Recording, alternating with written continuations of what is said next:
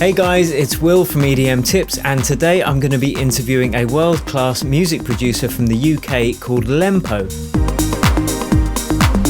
Now, Lempo, A.K.A Mike, has got many achievements to his name. His Twisted Melon show on Mixcloud consistently tops the house charts. He has remixed Snoop Dogg. He has supported Skrillex, Hardwell, the Swedish House Mafia, The Prodigy, all over the world in the Ministry of Sound. He's had residency at Cream. As a DJ and producer, he is prolific. So in this interview, we delve deep and I try and tweak out some nuggets for you guys so you can learn from someone who's already done it. Now, Mike has his own record label, Applique, and he's also had his music shortlisted for a Grammy nomination and played on television stations all around the world, so he knows a thing or two about the industry. Now, in this interview, we go into marketing yourself, we go into some production techniques, we go into some mindsets that it's really important to have as an up-and-coming producer today, and we talk about the things that have made the biggest difference in both his production quality and in his career in general in the music industry. Thanks for subscribing to my channel, click below to do so, and I hope you enjoy this interview as much as I did. Mike, how's it going? All good, man. How are you? Yeah, good, thanks. Thanks for taking the time to speak to me and the EDM Tips viewers. Much appreciated, dude. So yeah, we've known each other for a few years now. First met at BPM a few years ago. You were on the panel. I submitted a track. Then a couple of years later, we were doing it together. So Circle of Life and all that. Yeah. Yeah, it was cool. So you've achieved some pretty amazing stuff as a DJ and a producer. And I know that my viewers would be interested to hear about that and how you've kind of developed your career. So if it's okay, we'll go in with some kind of top level stuff first, like marketing and the most important things you've done, and then go into a bit more technical stuff, if that's cool. Yeah, man. So yeah, your Twisted Melon show on Mixcloud consistently tops the house music streaming charts. You DJ'd all over the world, Ministry of Sound, Cream, Pasha, Warehouse Project. Obviously you know all this, but I'm just kind of giving people a bit of background knowledge. You've supported household names such as The Prodigy, Fatboy Slim, Disclosure, A.O.K.A, Skrillex. That's like top level stuff, man. So congratulations. Yeah, thanks, man. And of course you own your own record label, Applique. As I've been told, it's not Applique. Well, I think if you were French, it would be Applique, which is where the word is derived from. But up here in the north, nobody seems to get the accent on the spelling. And I think within a week of the launch of the label, it just became Applique. I didn't change the spelling, nor did I start correcting people when they were saying it wrong. So it's kind of stuck as Applique now. Yeah, fair enough. But your label's had success as well. You've had top 10s in Beatport. You've had tracks on Radio 1, music synced to TV. You've worked with deadmau5's vocalist, remixed Snoop Dogg. List goes on. It's awesome stuff, man. Yeah, like anything, when we started out, we never thought it was going to become what it is today. But just stick at it, and eventually the artists that we looked up to started coming to us for remixes and stuff, and the fan base spread pretty quickly. Originally, we just started out as a Manchester label, looking to help provide a platform for producers that were struggling to get their music out there. And that little family that we had to begin with have all moved on to much bigger and better things. As you say, it was helped by the fact that some of the tracks got picked up by Radio 1, and then obviously the sales came in that have pushed the releases into top 10s on various download stores and Music Week. And the list goes on. It's just got bigger and bigger, and long may it continue.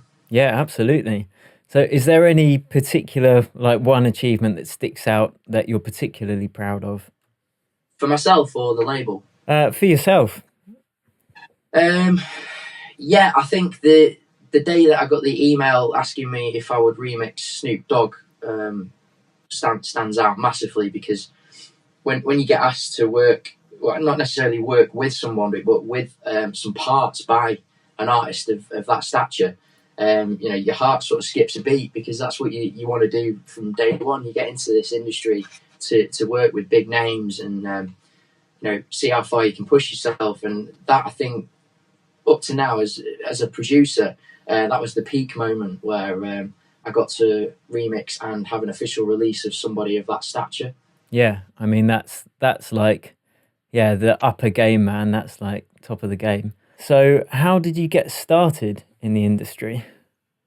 Well, originally I was spinning hip hop records at one of the Revolution bars in Manchester, and that came about because I got injured as a break dancer. It actually looked like I was going to have a promising career as a break dancer. I was part of a break dance crew. I know this all sounds ridiculous, skinny white kid from Manchester, possibly becoming a professional break dancer.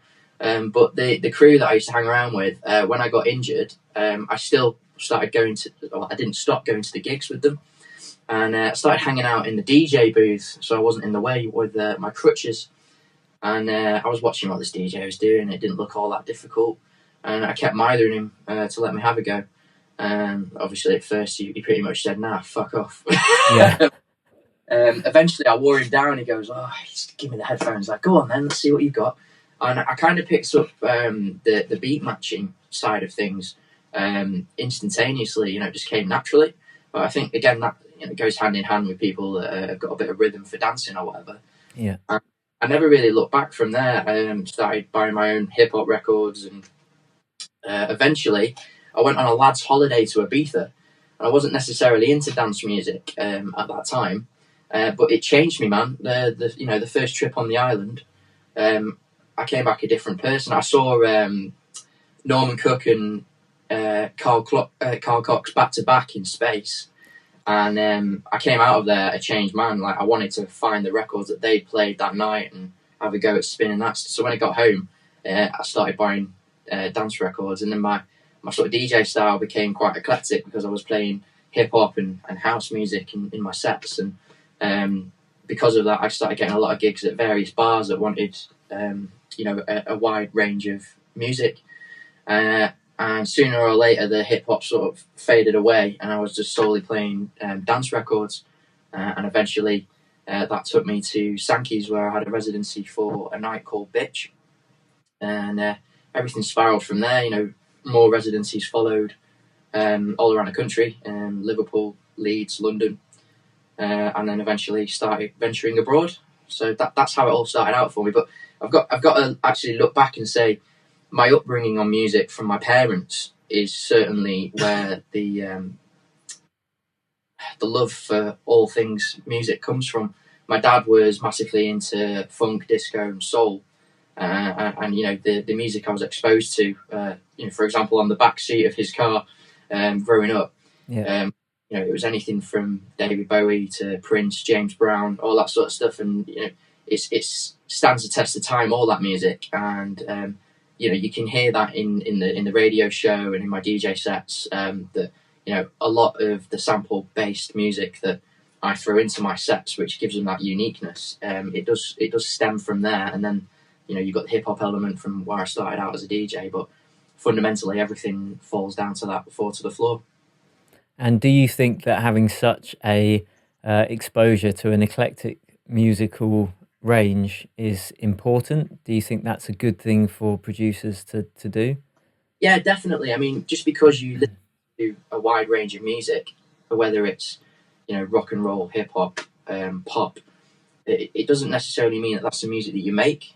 But you might take influence on how somebody's put together the drum programming on a hip hop record into a tech house record, or the way that a vocal's been chopped up on something you hear on Radio 1 might become the way you want to chop up something in a remix. And you take influences from everything, not just what you see and hear on a daily basis, but what you've heard as you're growing up. And for me, certainly was all of those Prince and David Bowie in particular, two artists that have stuck with me throughout my entire life. I've got pretty much everything both of those artists have ever made on vinyl and CD and MP3, because every time there's a format that I want to listen to them, I've got it readily available. And nowadays you just go on Spotify or whatever, but I still like to go back and open up an old record and give it a good sniff. Yeah. Oh, there's nothing like sniffing records, is there? Absolutely. Yeah, that's something I miss about not DJing on vinyl anymore. Is that lovely smell when you take that fresh record out the sleeve. Yeah, well, I think what I loved about, well, it's coming back these days, so it's not even like we're talking about it in past tense anymore. But my favourite thing about vinyl is what it is as a design space. You've Yeah, got absolutely. brilliant canvas to work with, and it's something that people can visually relate to what they're listening to. And back in the day, it used to open out this big double fold, and we lost that tangibility that goes with music to some extent, but Yeah, it's but surely filtering back into the mainstream. that's a really good thing. Just yeah, having all of those senses kind of inspired by that purchase. Especially if you get a booklet in there as well with some wicked illustrations in there, just Yeah, makes it like an experience. yeah, I think that's really important. From my perspective, anyway, the visuals are related to what you're listening to, whether that's the video, the artwork for the sleeve, or anything else that goes with it from a promotional point of view. Nowadays it's how can we push this music on social media? What content can we create to go with this? I think it's very important that what you're seeing visually fits well to the sound. So it's not to be taken lightly how you approach that. I think it's fundamental to the success of a record. Right. So, what would you say is the biggest mistake of new producers? Because what you've touched upon there, the branding and the marketing, is so integral to success as a musician, rather than just churning out a good tune. That's just one part of it. Yeah, So, what would you say is perhaps, yeah, the biggest mistake that new producers make when it comes to branding and promoting themselves? I think things have escalated very quickly in the industry over the last, say, decade. It used to be that if your music was good enough, you get signed, and then there would be a team of people that would be employed to make your logo look good and your music videos storyboarded to the hilt. Nowadays, to get your foot in the door of the industry, you've got to be not only a talented producer and also, in depending on genre, a talented DJ, but you've also got to be an expert marketeer. You've got to make sure that there's a good look and guidelines to some extent for how you want to be presented to the public. Whether that's the photography that you're happy with that represents you as an artist, the logo, and if you venture into doing your own radio show and record label, do they fit with me as an artist visually? Is there a good enough connection between everything that's going on? You really got to think things through, and like I say, with guidelines, they are just a guide. So you fit yourself in. Excuse me, stuttering there. Fit yourself in a particular lane, and don't necessarily be scared to deviate from that lane, but just remember that the focus for you as a brand and as an artist is in a particular lane, not to confuse your audience. And as a producer, if you're doing lots and lots of different things, you can have an alias for. So if I started producing hip hop, for example, I'd definitely not be releasing it as Lempo. It'd have to be a new pseudonym. What that would be, I don't know, because I've no intention to start producing hip hop anytime soon. I just say, clarify what you're about, stick to your guns, and just don't give up on it. A lot of people will start with a new name and it not go the way they want, and then just bin it off and start again. And you can end up, it gets really messy with the sort of digital footprint that you're leaving behind. So, as many artists will tell you, but on the other hand, if you have several on the go for different sounds, then you've got several different markets that you're dipping your toe into, and the connections and networking that you can do with that is next level. Yeah. I mean, that's something that personally I've struggled with in the past, because I like so many different genres of music, and I like producing a lot of different genres of music. But yeah, I've used different pseudonyms, and it's, even the big boys do it. You've got Eric Prydz, and he's got his Pryda pseudonym. Yeah. It seems pretty rare. Maybe someone like Calvin Harris or Madonna will stick to that name and change their style, but then usually it seems like they'll have a batch of that style for a couple of years. They'll stick to their guns, be known for that, and then they'll be bold enough to change rather than kind of chucking out loads of different styles all at the same time. Yeah, I think the difference is once you're an established artist, you can get away with it. Changing your sound once everybody knows who you are. If you're on a global scale, that you're a household name. Changing what you do isn't as difficult as if you're somebody that's sort of near at the bottom of the food chain starting out. For Calvin Harris is actually a prime example. Everybody expects that he's going to be making that sort of EDM pop crossover stuff. And then what he did was he just stopped doing all that and hired all the really talented pop artists to come and work with him on what is essentially a funk album. And that was, to some people, that was a shock, but not really if you look back at what he was doing earlier in his career. It's almost like he fell into a lane that was working for him and stuck to it while he built himself up.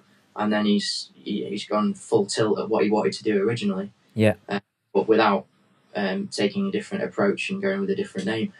But you could also look back through history at artists from other genres. Like, for me, David Bowie was the absolute kingpin when it came to every album. He would be a different character, and he would take that persona, and not only would that be the character you saw on stage, but he would live his life as that character.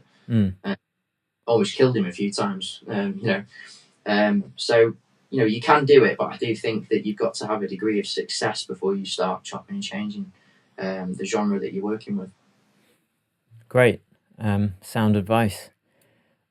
So what you mentioned that at the beginning of your DJ career, you went into the club and you were like just pestering the DJ to let you have a go. That kind of persistence, I mean, that seems like it's really important. Is that something you would say to new producers? Because when they get the knockbacks and the criticisms, and the trolls on the internet, they can be pretty unforgiving. How do you keep that persistence in the face of that negativity? You've just got to turn a blind eye to certain things. I mean, you're always going to get jealousy, is what it is to some extent. People that are bad mouthing you on your Facebook page or tweeting you horrendous things, but you can block someone and you can delete a post, and you've just got to be able to almost step over it and carry on.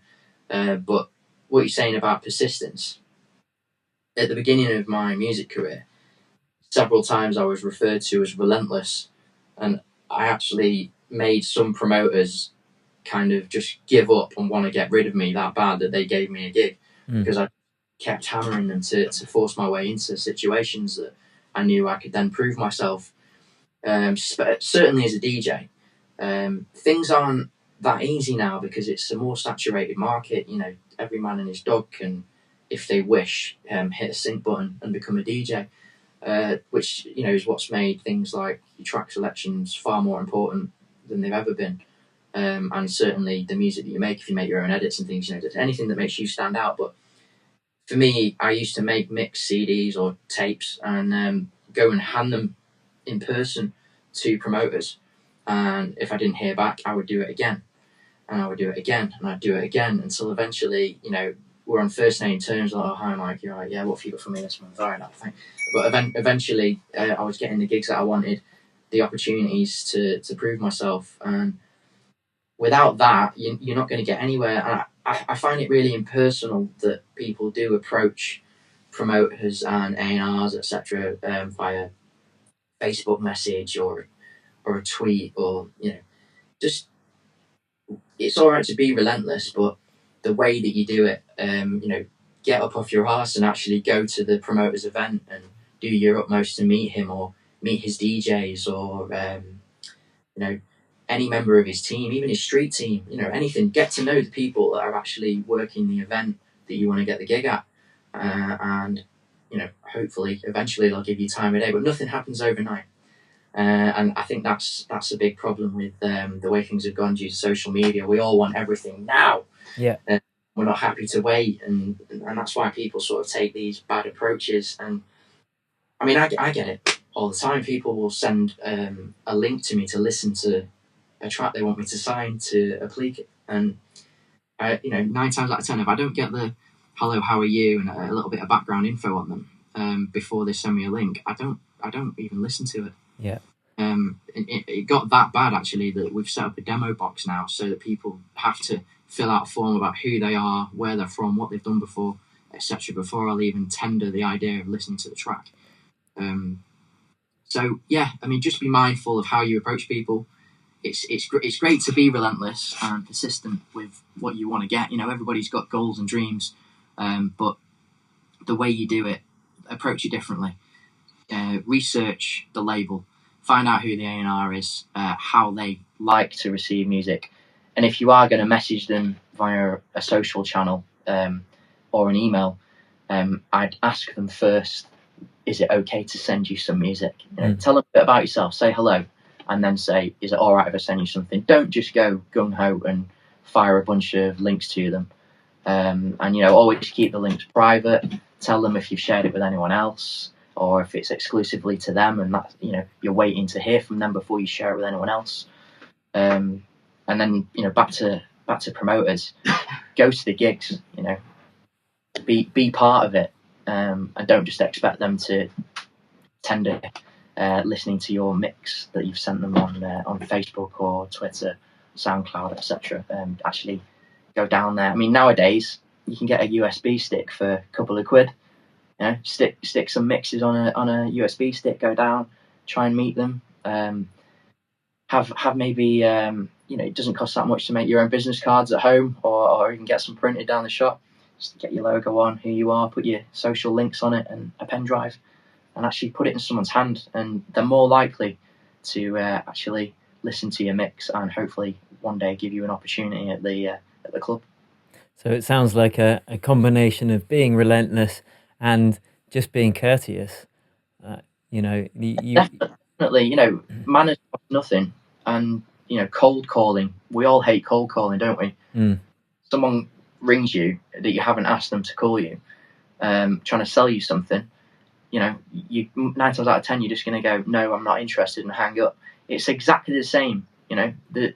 It's just executed differently. If you're going to message somebody out of the blue with a bunch of stuff that you're trying to sell them, and you're trying to sell yourself, and it cheapens how they'll view you unless you do it the correct way. And it's always good to introduce yourself, be courteous, and then ask, would you mind taking a listen to this? I'd love to work with you, your brand, etc. But I love that, man. Great advice. I've had the same as well with EDM tips, just since running it. Sometimes you'll just get people saying, do you want to collaborate? Without even saying like, hello, how are you? I like your videos, whatever. Yeah. With all of this new media and social media, we're also busy a lot of the time. We get messages from our friends enough, let alone people we've never met before. So as you said, people are shooting themselves in the foot. You won't even listen to a link because you've already got enough to do. So yeah. People shouldn't shoot themselves in the foot. Yeah, I mean, obviously social media has made the world a much smaller place, and like you just mentioned, collaborations. You could collaborate with someone on the other side of the world overnight. You do a bit here, send it them, they do a bit while you're in bed. You got it back by the time you get up, and a track's finished pretty quickly. Now, social media is great for the music industry in that respect. It's also great for self-promotion of your label, night, radio show, you as an artist. Whatever it is you're selling, if it's a track you've produced, a night that you're putting on, it's fantastic from that side of things. But you shouldn't be using social media to approach people that you're trying to get to sign you or book you, in my opinion anyway. Okay, brilliant. If we go on to a bit more of the music writing side of things, yeah, I mean, how do you generate ideas when you're starting a track? I normally start off with percussion and just sort of get a groove going, and then I build on that loop. I never do anything more than 30 seconds until I've got what I would consider in that 30 seconds to be the track at its fullest point. Yeah. And sort of reverse engineer from there to do the arrangement. I sort of have my own templates now for whatever type of track I'm doing, but When I first started out, I used to download music by artists that I looked up to and look at and study their arrangements, and then almost follow them as a template until eventually I was settled on my own templates. And now, I go into Ableton and open up something. It's not necessarily a blank canvas, but I've got everything set up for my percussion and basses and whatnot, and I know what my go-to VSTs, etc. when I'm starting out with ideas. But the influence can come from anywhere, that makes the idea spark. I could just be watching TV and like something that I heard on an ad and go, oh yeah, that'd be good, that'd make a good track. Or you're in the car with the radio on, and it might not even be necessarily music, and you'll just get something in your head. That happens to me a lot, and I tend to just I'm not going to say that I do this while I'm driving, because no, I don't. But I might record a little vocal hook into my phone, or whistle, hum, beatbox a tune that I've thought of, and then it's readily available on your device when you get into the studio, that you can then start turning that into a reality. Cool. So I was going to ask if you've got any kind of general workflow tips, but I mean that sounds sound, recording your ideas on a phone and stuff, because as you say, inspiration can come at any time, and most of us aren't in the enviable position where you can just say, right, I'm going to the studio now to write a track at any point of the day or night. Yeah, well, I have several times run out of storage for the amount of voice recordings that I do on my phone. So that tells you how many times. I mean, a lot of them, you get into the studio and you go, I can't even remember what I was thinking there. But certainly with writing, when it's vocal stuff, top line hooks is something that I've always been quite good at. But then I would bring in other writers to work with me on things, to sort of pad them out and get the verses together. But I've, as time's gone on, you learn from the people that you bring into the studio as well. And I'm capable now of writing the entire track by myself, but then getting, a talented mix down engineer or mastering engineer to sort of put the final touches on things, because it's important when you're going to put the music out there that it's as good as it can be. And I know that I'm not the world's greatest mixing down my tracks, and certainly don't have as much knowledge when it comes to mastering as like yourself or Stuart Kettridge is someone that I've been using a lot recently as well, and he mastering. But when it comes to the label as well, we always request that they'll send us the pre-master and we take care of the mastering, because we want the standard to stay high, Yeah. And it's always yourself, actually. You do all of the mastering for Applique, so testament to you. Thank you. All of those tracks that you've made sound fantastic. Well, you send over the good raw materials, man. It's very hard to master a track that's been poorly produced. Well, yeah, you can't polish a turd, but you exactly. can roll it in glitter. You can roll it in glitter, indeed. Cool. Okay. And what's the most common production mistake that you hear when you get tracks sent to the label, or when you just listen to music by new producers? A lot of the time when we have a demo submission, the tracks aren't finished. People almost think that the label will give them the feedback that will then let them finish the track later, and that is rather annoying, because not only have you wasted the A&R's time, but they're unlikely to listen to the next one that you send. So, I mean, my only advice on this would be, do not send a record to a record label unless it's the final product. It doesn't have to be mastered to a top standard. You can even say, it's not. This is not mastered. This is a pre-master. That's fine. There's nothing wrong with that. People just got volume control on whatever device they're going to listen to music on. So just A&Rs will just push the gain up, and if they like the record, they'll deal with getting it mastered. But don't send something that isn't fully produced or fully arranged. 2-minute clips of what are effectively ideas for a record. Yeah. Don't those to A&Rs, and I know that sounds like common sense, but it clearly isn't, because a lot of people do it.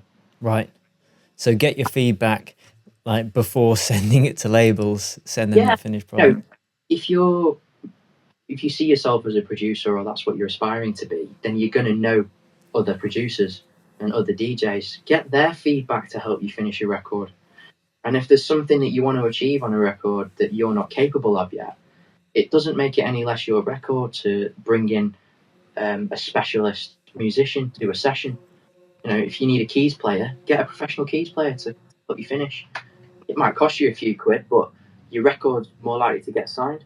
Or if there's a particular vocal that you want, but you know that the sample's never going to get cleared, or a label might not touch it because that's someone not going to get cleared, rewrite it and get somebody to revocal it for you. There's ways and means around pretty much anything in the music industry, and it's just about bringing the right people to the party to help you achieve what you want. And that's something that I've done throughout my career. I can't do everything, so when I find somebody who I think is particularly talented at something, keep them as a contact, bring them into your label family, or even part of your production team as an artist. Every record I've ever made, there's not been one where I've done absolutely everything, because you can't. You can't be specialist at being the creative, coming up with the idea, then the arrangement of the track, playing all of the instruments on the track, as I mentioned, the mix down, and then the final part, the mastering. And if you're going to be independent and release music yourself, you've got to get the artwork done. You've got to think about music videos. There's so much to be considered, and you cannot do it all yourself. So I've always looked to bring in the best that's available to me in regards to musicians and engineers and mix down and mastering engineers, etc., just to make sure that the final product, is the best it can be before it gets sent to a label or released independently. So every now and again we learn a technique or a skill that kind of just gives us a massive jump in the quality of what we output. Is there anything that sticks out in your mind as having been a game changer in upping the quality of your productions? Yes. I don't know what year it was. I think it was 2013, 2014. I got asked, I think it was at BPM, did I do my own mix downs? And I was relatively naive at the time to the procedure when it came to mixing down a record. I used to, throw a load of bits together myself and hope for the best when it came to having them mastered. But the mix down side of things, when you actually sit down and get into the nitty gritty of that, it can make or break a record. And when you're mixing, you can pull out elements that you didn't necessarily think were a big part of the record, but they become key. And also you might notice something that wasn't quite right that you'll decide to ditch. And I'd never really seen that up until that point as important as it really is. And I would say to anyone who wants to get signed to that label that they're buzzing about because they want to be part of it, you listen to the records on that label, then listen to your own and try and mix it as good as theirs are. And sometimes that does mean sort of pulling back a bit and losing some elements of your production, just to get the record as big as it can be. You'll know yourself from when you're mixing down records, Will, if you had all of the stems, you'd probably think, oh, I'm going to take that bit away or change the frequency just on that one element. And that's so important to the final product of a record. The mastering engineer can make your record as big as possible without crushing it, but the mix down's got to be bob on for him to get the best out of the mastering. So before you get to that final stage, you've done all your creative part, you've got all of the music, it's arranged, but that mix down is so vital to how successful your record will be. And as I say, I only really started seeing that in 5-6 years ago. And since then, I'll sometimes let it be 6 or 7 months I'm happy with a record during the mix down phase. Yeah. Well, it's quite good for me that you've just said that, because I'm literally just putting the finishing touches on a brand new mixing course, specifically on mixing EDM. It's been a lot of work, but yeah, because the mix down can make or break a record. I believe that wholeheartedly. So yeah, I can plug myself a bit there. Yes. So viewers, make sure you come back and watch Will's mix down course that he's going to put up shortly. Yeah, it's awesome. So have you got any particular DJs or artists that you're digging at the moment? Well, at the moment is a broad term, because for me, I always fall back to the old school jocks from when I first got into the scene. So people that have survived the 90s and early noughties and are still here today.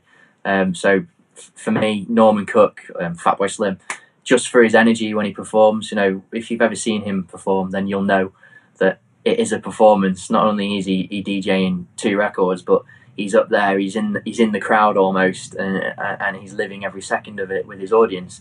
And anyone who's seen me DJ live will know that I'm very similar in that aspect, that I like to get well and truly involved with the crowd. If I can reach, I will be giving high fives out. In some instances, I've actually been in the crowd, and I do jump around until I'm wet through. So, you know, Norman will always be a standout jock for me. Also, Todd Terry, he stood the test of time, and somebody who I've been lucky enough to work with on his record label. He's phenomenal, really, the way he's stayed up to date but still maintained his sound throughout the decades. And a more modern one who I really enjoy listening to would be Eats Everything, Dan Pearce. He's a fantastic DJ. And not a bad producer either. Absolutely. Brilliant. And have you got anything coming up? Release-wise, there's quite a lot in the works, actually. I've got a couple of originals on Applique that will be out in the summer. Actually, there's one out today. I say the summer, so there's one out today in the spring. That one's Smoke and Mirrors, which you worked on, doing the mix down and mastering. Later in the summer, I've got a second release with Roland Clark. Roland is phenomenal, and great producer. Yeah, he doesn't get enough credit for what a genius he actually is. He's a great DJ, a very, very talented writer. There's few that write the way he does, and then he gets across the vocal performance himself. He doesn't need to bring someone in to do that. So a bit of an all-rounder is our Roland, and his label Delete, which is based out of Atlanta, where he is now. Well worth checking out if you're not familiar with Delete Records. But Roland's an absolute star as far as I'm concerned, and I've been fortunate enough to work with him a couple of times, and I have another one on the way. And trust me when I say that this is a big record, and I can't wait for that. Also got a few remixes. I've got a remix of Dawn Penn coming out on Big Mix Up Records. That's a joint remix with Rough Diamond. I've also got another remix on Big Mix Up of Rosemary Quay. That one's out next month. And also the big one, which is the launch record for Rough's label Super Earth. That's called Rock the Discotheque. This record, dude, it's insanely good. Right, there's so much going on in it, and you'll struggle to sit still if you hear it.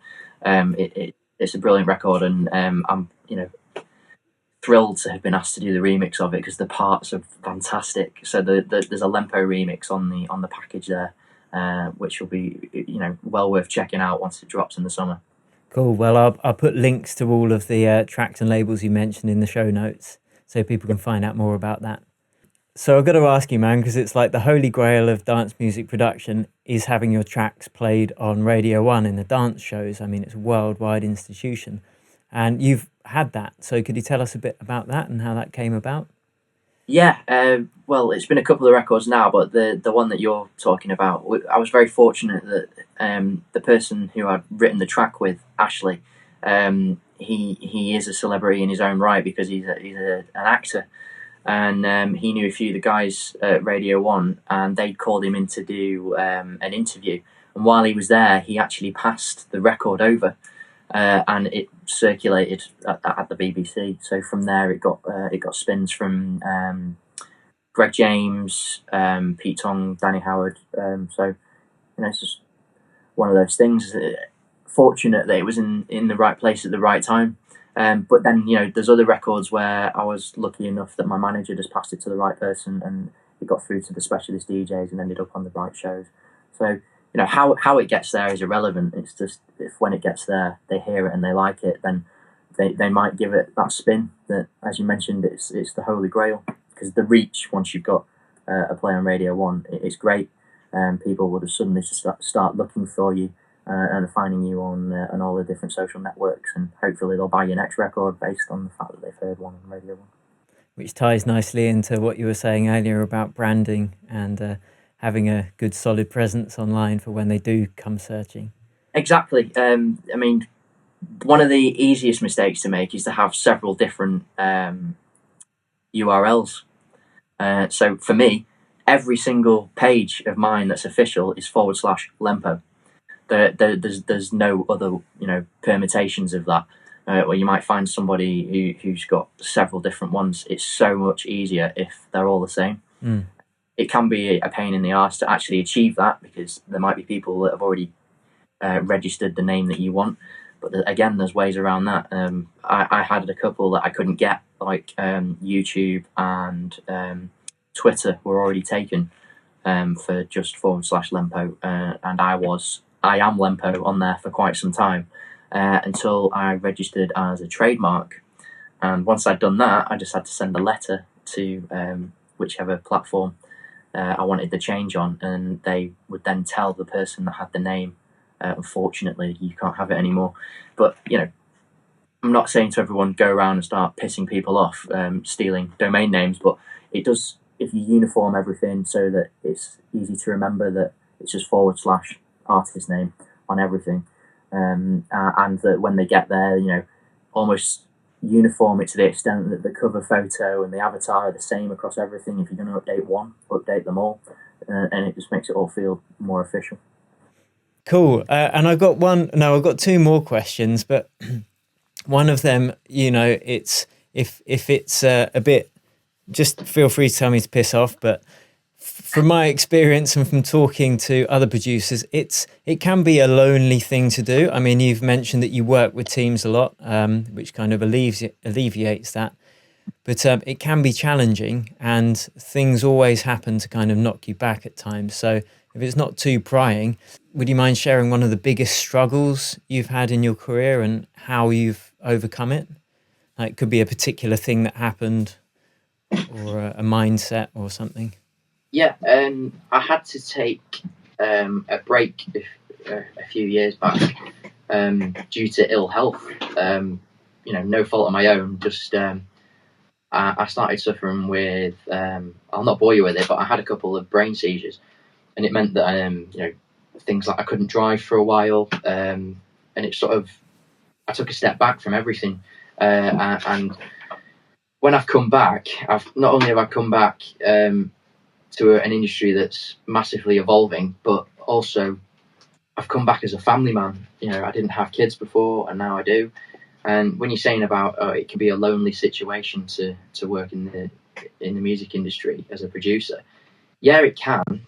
And you've got to be mindful that although putting a team together of people that do want to work with you, if they're the right people, they cost money. So you can't just every time you have a studio session bring 5-6 people to the party. You tend to work a lot on your own until you're satisfied that the track is written, and then swap that guitar synth out for a real guitarist, or that scratch vocal that you performed yourself. Get the vocalist to replace it with a half decent one. I mean, yeah, I do vocal a lot of my own stuff, but when I know that it would be better suited to say someone like Flip, then I'll send it over and say, Flip, can you redo these parts for me? Or Inabel Diaz, who we're working with at the moment, she's a really talented writer. She can come in and revocal something and even rewrite it to make it better, because that's what she does for a living. She is a writer. So bringing people in that are talented at what you're trying to achieve, but you can't quite get there on your own. Don't feel bad about that. And it's still your record. It's still your idea. You're just being the creative director to some extent. And that's what producers are. You're taking the best elements you can find and putting together a masterpiece. And how that's achieved doesn't really matter. If you played the guitar on your record or someone else did. I mean, someone like Nile Rodgers, think of all the hits he's had a hand in, just literally showing up and playing a hook on a guitar. He's a session musician or producer who gets brought in when someone feels that he's right, or they can afford him. But don't be ashamed to bring someone in who's better than you at a particular element of your production, just to push it on that level. Bringing in a guitarist to play a part better than you can is going to enhance your production 5-10%. Bringing in a vocalist who's better than you are, or any of your friends that wanted to do it for free, is going to enhance your record by 10-15%. It's integral that you get the best that is available to you, wherever that comes from, to make your records a reality. Great. All right, Mike. Well, I'm mindful of your time and how much I've taken up of it.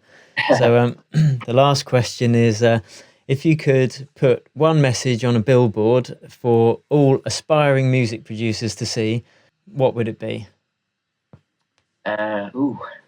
No surrender. I like it. Yeah, concise. Yeah, I know it's a solid statement, that, but it's so true of the music industry, because it's so saturated. It's easy to give up and get downhearted by negative feedback, or just don't give in. If you be, like, as we mentioned, the word relentless, you've got to be relentless, and all of those other things that we said. You might not be an expert marketeer, but I bet you can find one who can help you, and that's not surrendering. If you can't do it, find someone who can help you do it, and you'll get where you want to be. Brilliant. Mike, thank you for your time. I know that the EDM Tips viewers are going to get a lot from this. So, thanks again, and see you later. You're more than welcome, mate. See you soon. Cheers, Mike. Bye. And there you have it, guys. If you want to find out more about the mixing course mentioned in this video, you can click the link below this video. And until next time, cheers and happy producing.